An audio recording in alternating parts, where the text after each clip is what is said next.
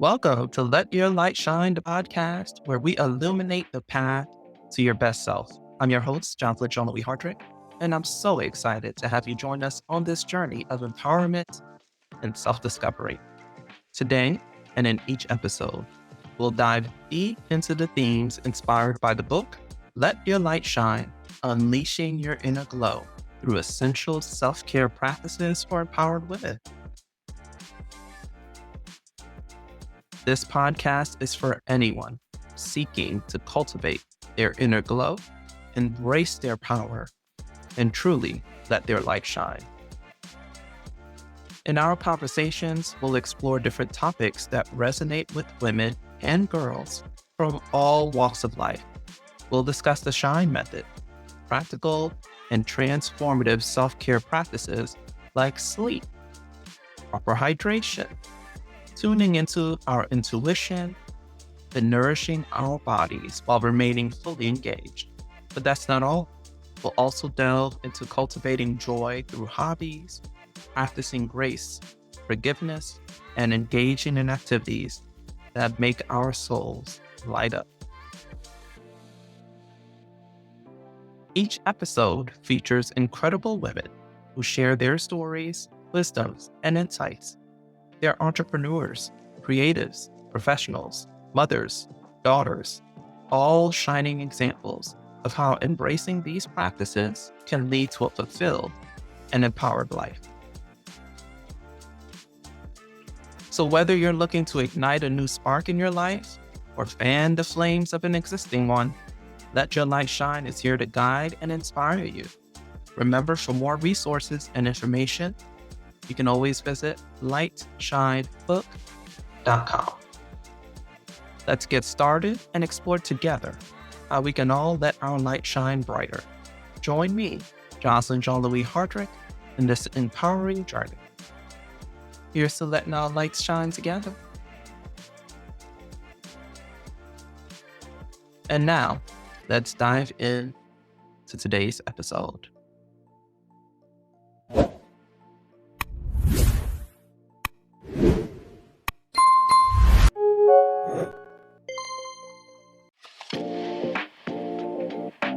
Let's talk about how you let your light shine.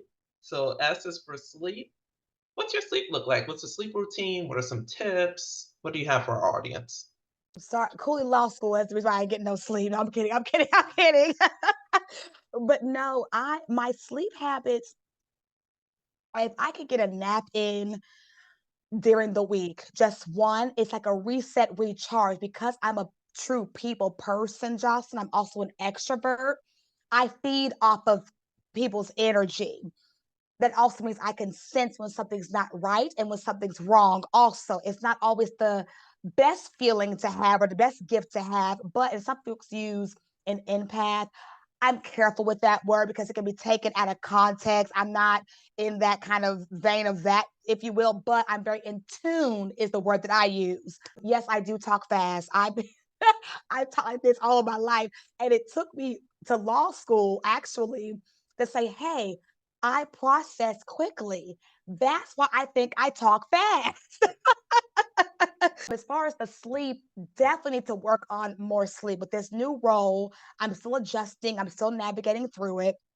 I'm not, I could do this in my sleep yet with it, right? So I find myself at home at night, if I'm not reading a book, particularly this book we're talking about, because it's very timely. I find myself just in thought, just kind of processing the day, processing what I could do differently, just kind of that self talk. I do talk out loud and sometimes I do answer. Call that crazy if you want to, but I'm an outward processor through and through. Sleeping definitely needs to be tightened up a bit for sure with the sleeping, just to kind of give my mind time to relax and just be for a second because it does go, go, go, go, go. I think even in my sleep, I'm probably still going. I'm just not cognizant of it. Yeah, yeah. So, And then, transition times, which is what you're describing, starting new jobs, having a new baby, a new relationship, moving to a new place, always can disrupt our sleep. And the goal, obviously, is to try to get back to some sort of routine to encourage deep sleep because we know we need that to be our best. So, hydration. How do you stay hydrated? Do you drink water? Do you drink tea, juice? Do you have any special tips? Do you have a Stanley cup?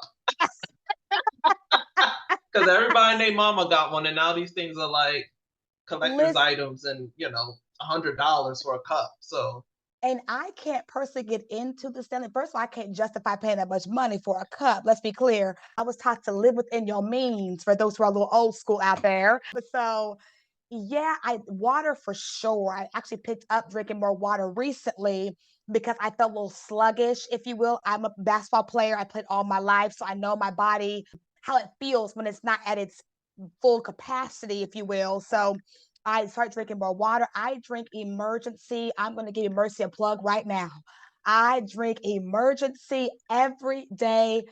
I have a little water bottle that's just for my emergency. Don't put nothing else in there. It's only for the emergency. It's that with because my vitamins. I take my cod liver oil because we're in that season of flu and different cold, different things. So, and I don't like to be slowed down. So I don't like getting sick. So, but definitely hydration. Could you drink more water, Noreka? Of course, yes. I could drink more water. We definitely need more water than what I did, but I try to at least buy some cute cups. I'm more of a Contigo girl. That's where the school I come from. Really cute kind of things. I don't have it today. I left it at home, but that's kind of my choice. Of a friend of mine gives like a cute little cup. I got this black and beautiful cup recently. I said, "Oh, I could put my water in that," because something for me about it being cute and kind of dolled up makes me more prone to drink it than like a little boring kind of water bottle. Like, oh, it might sit there, might be in my car, whatever. So I kind of caught little what makes Noreka do, what makes Noreka tick, what makes her do things, if you would. If it's a cute little cup makes her drink water, then baby, I might try to buy me a cute little cup. Okay. So mhm. that kind of thing. Yeah.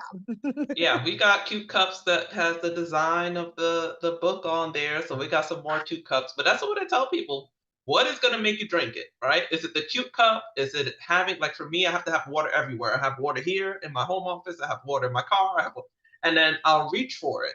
But like if I'm just working and going about my day, I will just completely forget. I have to physically see it so that I can remember to do it. And we just want to be clear, emergency, the letter C is Right, a right, right. little product. Yeah, it's like a Yes. hydration vitamin C supplement, but it also Yes. has electrolytes. So it does really Hmm. help with hydration because getting the water in your body doesn't mean your cells are absorbing it, right? It depends on the salt and the potassium and the sodium balance. So things like emergency can help you balance out your electrolytes, stay hydrated, and ward off, hopefully, you know, viruses, bacteria, and all this stuff that floats around throughout the year. So great. So I stands for intuition. You talked a little bit about it because you said you're in tune, which is very much like getting in touch with your intuition. So when did you start feeling like you said, you can pick up on other people's energy and when things are wrong, and how have you developed it over the years? I believe it's always been there. I think, you put labels and words on things or from a child on up. That's why I kind of mentioned that part at the beginning, how my mother, which I thought was I obviously I can't recall that I was a child, but that I didn't speak at first. I was more observant. I said, well, that makes sense why I still do that to this day.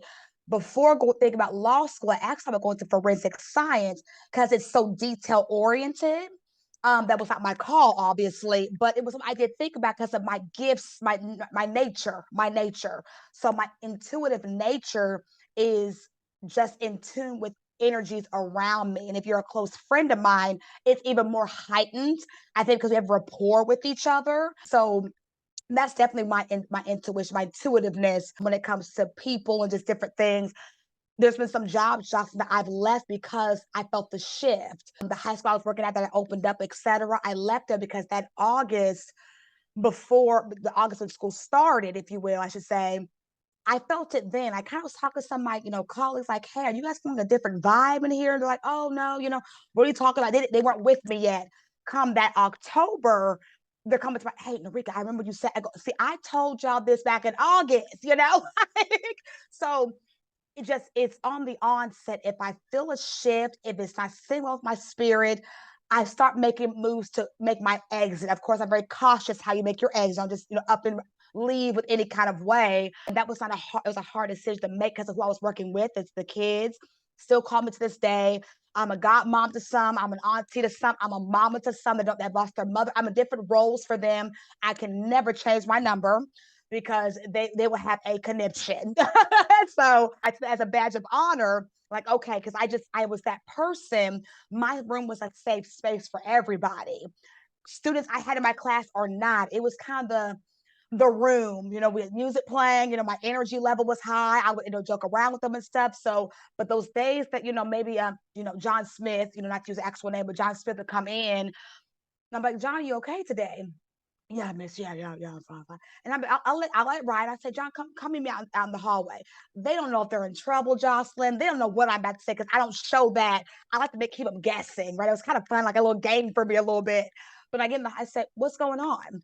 Oh, well, miss, I go, no, like what's really going on? And they would, feel come up to open up to me. So it's just a natural in tuneness. It's not something that I per se learned. It's something I just was given. And I just kind of learned how to use it for good. Because some gifts, that you have naturally. I made a judgment call a long time ago, Jocelyn. I could use this either for good, because of course there was always trouble lurking around the corner, or I could use this for for bad or for good situation. I chose to use it for good because joy in someone else gives me joy. When you are progressing, when you are doing something great, that makes me feel like, okay, great, that's all I need. I'm not the words of affirmation type or the pat on the back person. That's not my love language for me. It's great to hear sometimes, but just the satisfaction of knowing what I did helped you get over that hump, that hurdle, whatever the case might be, is good for me. I'm able to do that because of my intuition, my Oh, good. know-how internally, to know kind of what's going on a little bit, to know how to gauge it. And most of the time is, Josh, with that younger group and adults too, we're more alike than we think. If we would take the time just to talk to each other, get to know each other, it's like, girl, I went through that same thing too. And you'd be amazed how much alike we all are, but when you're in such a division that's not us, it's the formation, the platform they want us to operate in on a societal level. You miss those things, those catch-alls, those similarities that could have brought a village together instead of keeping it divided. So I love my Yes. intuition. I don't listen to my intuitiveness. It's gotten to be into serious trouble. I've gotten hurt by not listening. I've gotten into some trouble not listening from all ages of life. Like I said, I'll be 35 this July. So I think, got to hone on really listening to that voice. Now, sometimes, Jocelyn, I call her Sheila, which is my biological mother's. I was adopted. She's in me because I'm feisty and I'm sassy too. Don't get it misconstrued. but I feel that kind of coming, and I say, oh, hold on, Sheila, hold on. That's what I call her, right? But other than that, I'm just Noreka. But every time and again, it's like, okay, what was just said? Like, are you talking to me in that tone like that? So using wisdom and discernment and intuitiveness, I've learned how to gauge people because I truly love people and I want to connect and not divide. So, Oh, wow. Yeah, I didn't know you were adopted. mhm, Okay, because you keep talking about your mom, and yeah. I'm like, I've seen posts of your mom, but this doesn't sound like the same mom, Yeah, so no, I was that's the just same. like, Yeah. "Oh, okay, well, thank you for sharing that with us." So Yes, that's I was. because a lot of people have that experience, Mhm, and sometimes it impacts all the stuff we're talking about, right? Their mhm, health, their mhm. sleep, and because 'cause they're trying to reconcile the idea of having a biological parent and someone else raising them and what that meant about what their biological parents were able to do or not able to do. So, okay, excellent. And then another good point you made, you don't listen to it, it's gonna get you in trouble. And we get, like you said, society has all these frameworks and platforms they're trying to impose on us, and especially women. We start to stop listening to our own intuition. It's always there, but we're not listening because it's a still small voice, as some people say. Some people call it God, some people call it the universe, some people, but it's whatever it is, it's always kind of there in the background. It's almost like, when you go into a room and it gets quiet and you hear like the hum of the refrigerator or some electronic device. And it's like that hum was always there, but the room was so noisy we couldn't hear it. That's what our intuition is like. Would you agree? I agree with that 100%. That's exactly. It's depending on what it is, it could be subtle or it could be kind of not loud, like vocally loud, but it has your stomach just all types in knots. Like you just like, oh, something's just like I say my spirit don't feel right. It's not sit well with my spirit. That's how I know that my intuitive is talking, or if you will. I learned later on that it's the soul, not trying to get in on a religious tip or a faith tip, if you will, how you want to put it, but your soul is speaking that inner voice. It's like, hey, Noreka, that's too far left, too far right. But when I did not listen, when I ignored it, or I pressed it down, like, oh no, I don't hear you. Like, no, no, no, it it somewhat detrimental with some things actually, because I did not take heed to it, so I didn't like what it was saying. And see, that's the thing. We hear it, we just don't like what it's saying. Yes, So, ma'am. right. Yep. So, It's telling you to leave that cushy job that's paying you well, but has keeping you at a level that you don't want to be at. It's telling you to leave that relationship that no longer serves you. You no longer serve them, but you're comfortable and you don't want to start over. It keeps you in all kinds of places. I was listening to someone, I can't remember her name right now, but she calls your ego a barking dog. So it's just like you said, Sheila, if you name it and then you like personify it so you can control it. Your ego is like a barking dog. It's like the time. And then just like a dog, you have to train it to like don't bark at everything. Only what's important. You got to train it. And then when it starts barking, you just got to like stop barking or let me check in. Is this an emergency? Do I need to pay attention or are you just going off? And we have to train our egos, right? We have to train ourselves to just calm down and notice what's important. And again, quiet everything so that we can check in. So that's a great talk about intuition. I know you're a person of faith, and a lot of people we've been talking to on the podcast have very strong faith practices. So, okay. in the book, I talk about lean into whatever your faith practice is, because, like you said, we have more in common. We're all believing in this higher force and power. We have different names, different ways to access it, different rituals. But the unifying theme is we recognize there's this higher power that connects the world and us to each other. So, let's talk about nourishment. How do you nourish your body and your soul? My body, believe it or not, I'm gonna let everyone know this now. For those who know Noreka L. Thomas, I do not cook. I was not raised in the kitchen. I was not that child. I was not that girl. I was a tomboy by nature. I was out with my friends, skateboard, whatever. I was outside. Period. My my mom tried to have me do something with the eggs one time. I can't remember what I did exactly, but it was enough to make her still talk about it to her homegirls, and they laughed hysterically about it. It just was never my niche till I got older. So here recently, I have been cooking in my kitchen. I recently got a house. So I just felt like, just this, I think it was like a dormant kind of womanhood season kind of thing going on. And I finally just tapped into it. I'm like, I actually enjoy it. It used to give me anxiety because the heat and the instructions and that's boiling over here, but this is okay. It's just too much for me. It would make me kind of get a little elevated. So I said, I ain't gotta worry about that. And in previous relationships, I didn't have to worry about that because it wasn't my role. Your boo was So, always the one cooking? okay. Now, what I would do, be clear, I would clean. Cleaning was my thing.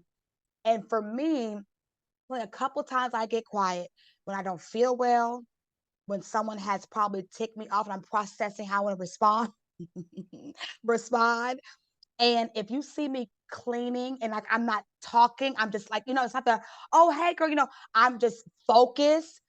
More than like that's not the time to talk to me right now because I'm trying to calm my spirit down. But I have to move and do something so I don't sit in it to get me. It's like a process to get out of it. So I get a little tangent there, but cooking is the nourishing of the body. I eat kosher. So I'm a Hebrew woman that's Torah observant. So I eat kosher. And then also the soul. Here recently, I just had it more prayer time and more study time in the word. I operate the Torah is our teaching instructions, the first 5 books of the Bible. I do believe in the full Bible as it is read and as it is said from a Hebraic context. However, the Torah is what we kind of focus on because it's our lifestyle. It says kind of what to do, what not to do, where to go, where not to go situations.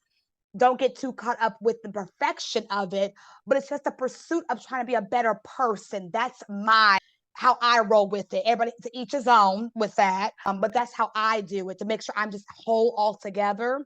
And of course, I have my wife's counselors, a select few people I can literally be my raw self to. And they give me what I need at that time and season to move forward. So my soul has been more reading. That's why I said your book is so timely, Jocelyn, because I'm in a different season of womanhood. I'm at that mid 30 mark. I'm not scared about it. Half the time folks don't even think I am my age, which I think is great. But they say I have an old soul, which I do. So they're kind of like, well, you look young, but you act older, right? So what number is it, right? But yeah, the soul is something that I've been taking more seriously in this self-care season. I know we talk about that a little bit just on the side. I'm in a different self-care season. I'm really taking my self-care seriously. Mind, body, soul, just the whole, all of Noreka. I think sometimes I got focused on one part of the nourishment and not other parts, and was malnourished, but didn't really realize it because you're on go, go, go, go, go. I've taken the time to kind of step back, to be still, to be quiet, to be more private, because I was more of an open book type person. I still am open, but I've learned to be a little more reserved because not everyone is for you. And although I have good intention, not everyone I speak to has the same good intention. So it's different life lessons I've learned with the nourishment piece. It's helped me to kind of be Noreka. It's okay. You're still you. It's not, at first I thought, well, I don't want folks to change me. I am who I am. You ain't finna, but I had to kind of get that pridefulness out of my vernacular for myself and from others too, and say, no, you're in a different season. You're in a different mode. Your womanhood is progressing. There are things you need to do differently. There are things I need to let go of that you didn't think you had to. So I'm in that mode right now. I'm loving it. It's sometimes a bit uncomfortable, Yeah, but just a little bit. just a little bit, Just a just a little little bit. uncomfortable. Because I'm like, Lord, if this was 10 years ago, Rika, baby, you would have got it on spot, on site. Now it's a little bit different. So Yeah, that's I like to say definitely, you could have Brooklyn Jocelyn or huh, Tampa Jocelyn. Which one huh. you want? Hello, because they're both in Okay. there. They're both in there, right? Brook, I remember Brooklyn Jocelyn now. She ain't Brooklyn no more, but don't bring her out. It's that kind of thing, right? So Right, you got right. Girl, I yeah, tell and you you're what. like you said, mid 30s is around that time when you really Mhm. start to feel that. And I have a little section in the book. Listen, you can still nourish yourself if you don't like to cook, because I don't like to cook. I'm the opposite. I learned when I was young because my mom was I always helped her cook, but I always hated it, and I was like, I won't do it anymore. And then I have kids that they're elementary school age and they're toddler. You go through all this trouble making this thing that they ask you to make, and then they throw it to the side like I don't want it, and I was like, okay, no, I'm done. Mm, We're gonna right. nourish through other ways, but There we go. yes. So you said engagement is like engaging your body, right? Because like you said, you already talked about it. You used to play basketball, you clean because you don't want emotions to get trapped. Our muscles need to move, and it really helps us release just everything building up. What else do you do for engagement? How do you stay engaged with the world and everything around you? I definitely am not a news person. I know some folks like to say engage with through news channels because of where our society is at. And I know for those who are legally minded out there, if you're not, it's okay. It's just we have a different mindset of interpretation of what's going on that's being filtered. We have a different filter. And from that filter, it's just so much nonsense and chaos and division. I stopped watching news a long time ago. One, because I was in law school, and TV time is not really a thing when you're in law school. It's like a weekend, maybe like an hour or two, whatever, kind of decompress, get back to it. But I don't really do the news. I do read articles from different, outlets. I will do, listen social media, different news platforms, but turning on CNN or Fox, you'll never probably hear that in my house or in my office space. It's just too much rah-rah for me. It's just too much drama for me. But I do like to stay sharp in what's going on because I do live here as a citizen. I want to know what's going on around me. And of course, around our world also, because when one particular instance happens, for instance, things over in Israel, that affected everybody. The whole thing that happened with Ukraine and Russia, that affected everybody. We forget that although we're in two different continents, countries, we're still all connected. And when you put something out there to project to the masses, believe you me, it is to the masses, not just your particular group of people in your country or your continent. It's for everybody to hear and see. And then now here comes the filter. So I do more of the reading, more of the filtering that way. I'm talking to different people that I know who are really into different politics, like more than I am. And I'm like, hey, what do you think about this and this? And just kind of hear what they have to say. I'm like, okay. So I just kind of get a little idea of kind of, what's going on. But that's pretty much how I engage. And then people engagement is all the time. I live for people engagement. So that's really So my what about the physical engagement now? Do you still play basketball? I do. I actually picked up basketball again. I did a 2-on-2. Me and my homegirl and some high school students from Durant. I live in the Durant School District, and What? You playing high school students? of course, yes, they want it. They don't know what they're about to get into. I got compares. I got my indoor shoes. I got my outdoor shoes. My trunk literally looks like coach slash mom. I'm not even a mom yet. It just has different athletic stuff in it. So I said, okay, I stretch. Now, honey, I gotta stretch. I am in my 30s. And we just, we played. And I was able to still, to where they were a little bit kind of taken back, like, oh, yeah, you stepped on this court or the hardwood, as we say, you came into the lab, you about to get a lesson. So I had to teach them a couple I had to teach him a couple of things. And believe it or not, I'm 5'6", but I was a small forward when I played, like for real. I have a little bit more body to me, if you will. I'm more petite now with age, but I was able to, I used to bang with the big girls. I loved the body contact. Like I like to just be in the mix of all of it. So one of the gentlemen that I was playing with was like at least 6 foot. Homeboy came down the lane looking like KD's cousin. I stepped on the other side. I said, "What ain't gonna happen? You ain't gonna hurt me. No, no. Like you got me bit. I'm not gonna do that." Like my little self, Johnson, he could have killed me. Like seriously. Well, they're like, oh, you trying to bring that smoke? I got you. I Right. got something for you. And that's what it was. Now, when I talk a little trash talk on the court, and I'm not a Yeah. big talker, but I'm a big Spurs fan. So shout out to San Antonio, Texas. Big Spurs fan. I've been fan since '99. Tim Duncan, David Robinson, the whole 9 yards, Tony Parker, Ginobili. I mean, I have on my wall, whatever. Big fan. Still a big fan. And I had my socks on, and one of the guys was like, "Oh, what you know about Tim Duncan?" I went, I go, "What you know about Tim Duncan?" Because the Spurs are not a common team you hear folks talk about.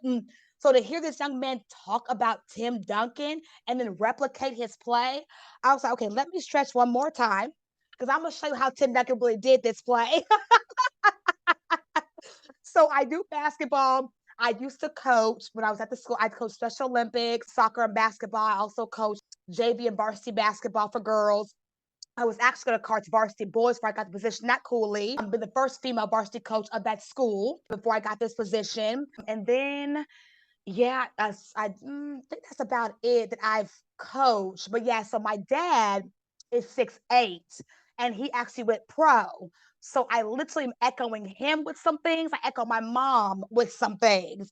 This is my Oh, actual wow. adopted parents, but they're my parents to me. I was adopted at birth. So they're all I know is my parents. So that's Coach Thomas. And then, of course, there's Dr. Thomas, my mother. So yeah, I do that, coaching, walking. My chiropractor has not cleared me to run because I do have wear and tear of the body from playing ball for so long.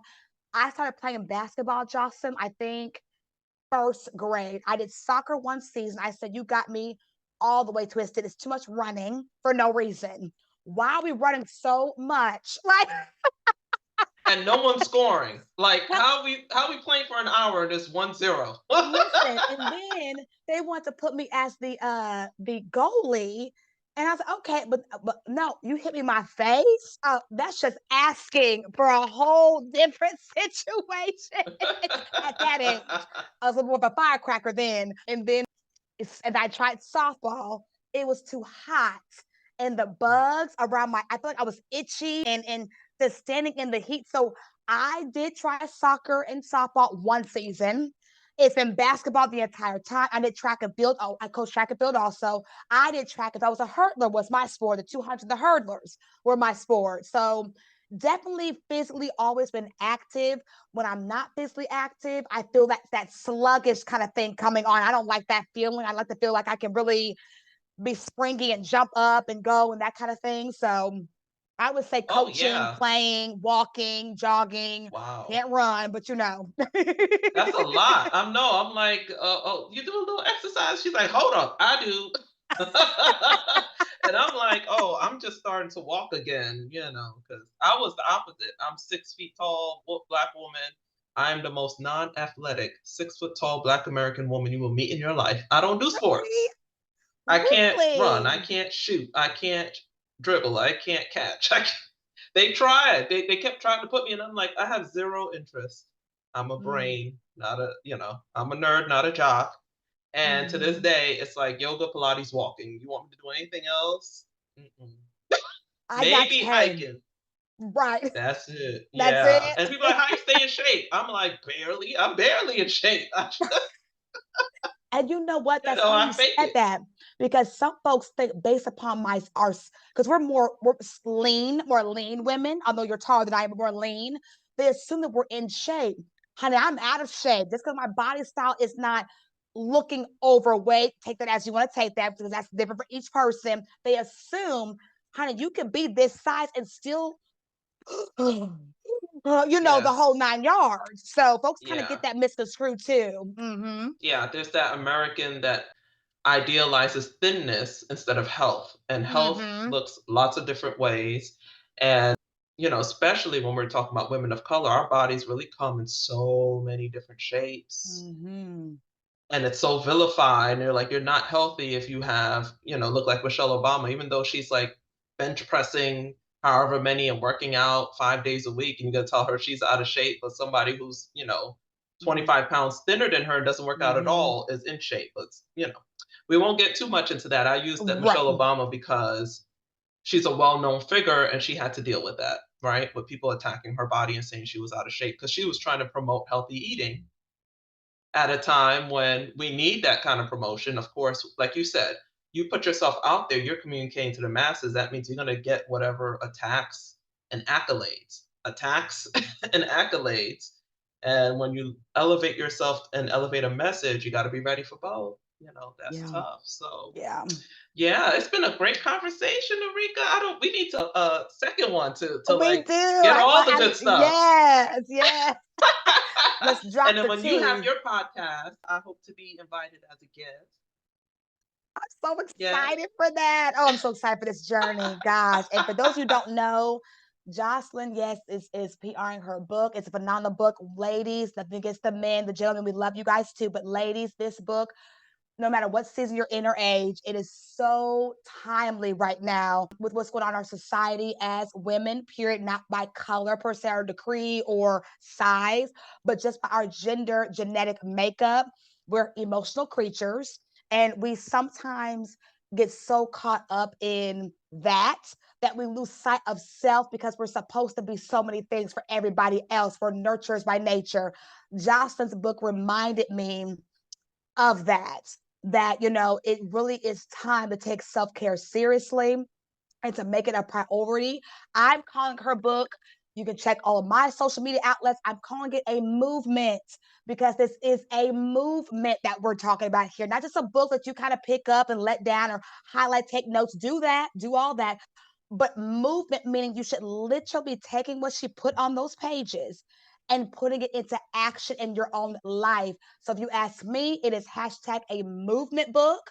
I am actually putting things into perspective in my own life and actually doing it to make it see what's going to happen, what is it going to do. So can't wait to have my podcast, Jocelyn. Girl, it's just so crazy just thinking about it. Like, oh my God, this has been so cool. It's my first time doing something like this scale, but love your book, Jocelyn. Thank you so much for taking the time to, for one, be transparent about your own journey because the book does start off about you. You brought the reader into you, again, that relating piece, and then explaining why you do what you do. and how it impacted you and how it can impact others. And I'm here as a testimony that, it is very impactful and very timely, and it's a movement. So thank you for this. We appreciate you from all of us, whether you hear it or not. I'm going to say it. We appreciate you, Jocelyn Hardrick. Oh my God, thank you so much for those kind words. You're making me cry. Oh, I know. I wrote this as a love letter to myself, and I said, hey, I might as well share it to the world. Wow, it was a As we love go through all these letter. changes in life, I'm like, okay, I need another reminder, apparently. I thought I had figured this out, but as you wake up in the morning, that means you got something else to figure out. That's it. That's it. That's so true. Yeah. All right. Thank you, Noreka. No problem. Thank you, guys. Appreciate you, Jocelyn. Take care. Okay. We'll see you guys next time. As we come to the close of another enlightening episode of Let Your Light Shine, I want to thank you sincerely for joining us today. It's been a true joy and privilege to share this space with you and our inspiring guest. Before we part ways, I'd like to leave you with a small nugget of wisdom to carry with you. Remember, the light you hold within is a beacon of hope, strength, and beauty. It's uniquely yours, and when you let it shine, you not only illuminate your own path, but also light the path of others. If you've been inspired by our conversation today, I encourage you to explore more at lightshinebook.com, where you can find additional resources and support on your journey to unleashing your inner glow. And if you enjoyed today's episode, please share it with someone who might also benefit from its message. Remember to subscribe to our podcast on your favorite platform so you never miss an episode of Let Your Light Shine. As we say goodbye for now, remember that every day is an opportunity to embrace your power, cultivate joy, and most importantly, let your light shine. Until next time, I'm Jocelyn Jean-Louis Hardrick, wishing you peace, love, and light. Thank you for listening, and keep shining bright.